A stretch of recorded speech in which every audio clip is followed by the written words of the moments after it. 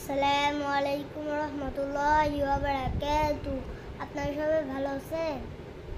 আমিও ভালো আছি। আমি এখন ১ থেকে ৩ পর্যন্ত হাদিস শরীফ বলবো।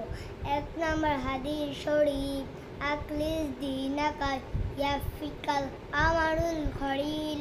হাদিস শরীফের অর্থ, তোমার ঈমানকে খাঁটি করো।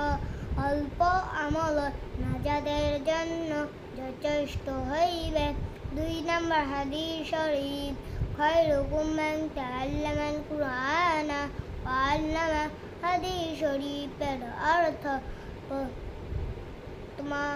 তোমাদের মধ্যে সর্বোত্তম ওই ব্যক্তি যিনি কোরআনের শিক্ষা করেন এবং শিক্ষা দেন।